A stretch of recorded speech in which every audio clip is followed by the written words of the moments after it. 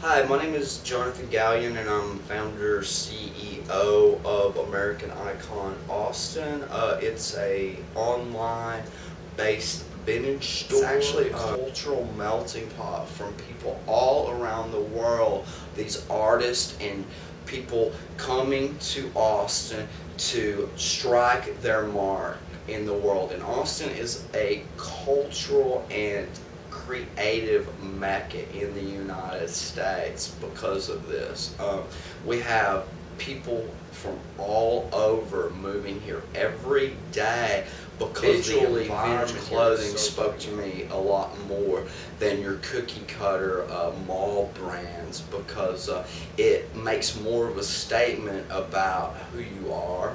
It also shows the world a little bit of you, without you having to say a word at all. American Icon Private Reserve. These are the pieces that hold sentimental value in some way that I've kept over the years.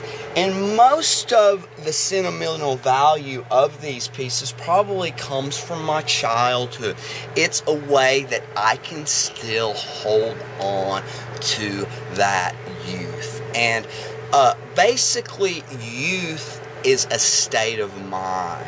So if I surround myself with things from my youth that I relate to, I'm forever young. Michael Jordan flight jacket. When you were growing up in the 90s, this was what you wanted. Michael Jordan, Nike, the probably biggest brand ever. Revolution in branding, with the classic Nike swoosh, and then you had the Air Jordan hanging there. Michael Jordan being the greatest basketball player ever to live, if not the greatest athlete, at least that I've ever seen in my time.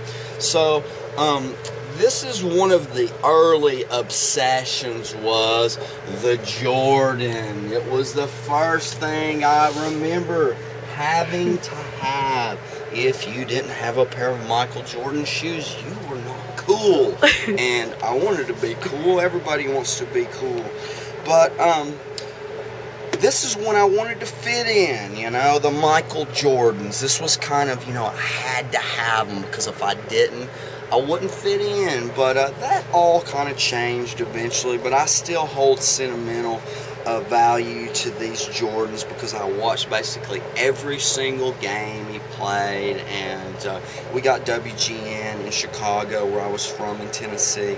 So Michael Jordan was one of my heroes growing up as a kid. And I bought these Jordans just to kind of remember that time period of that youth of about, I guess the Jordan thing came in for me in middle school. Everybody had to have the Jordan. So, and then here's my jersey collection. You got, of course, Michael Jordan right up front. And these were all some of my favorite players as a kid. David Robinson down in San Antonio, 2 championships. There's another Jordan. Now, as we go through again, USA, my taste is very eclectic.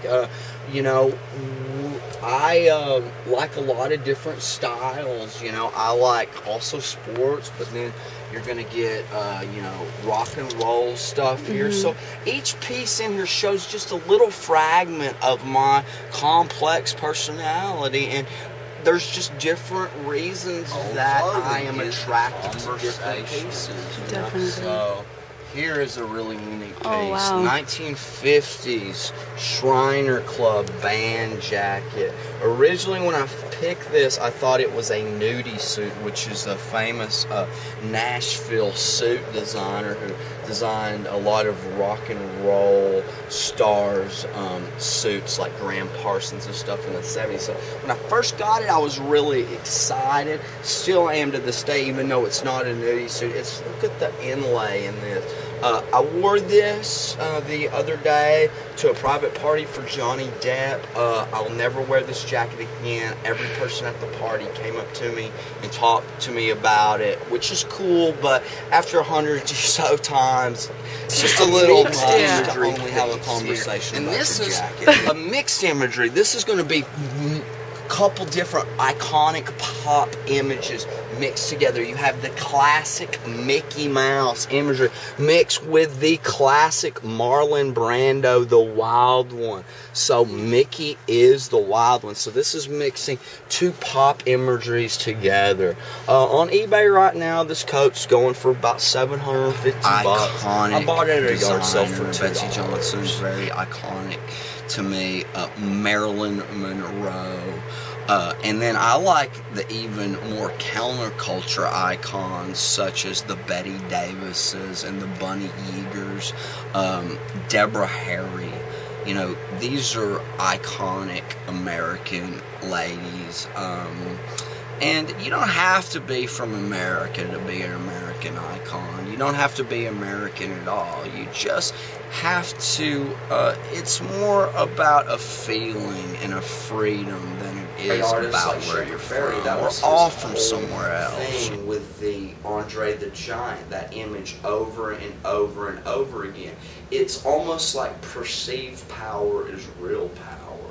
So, I actually ran with that idea with American Icon. Really? And I'm just trying to get selling the clothing.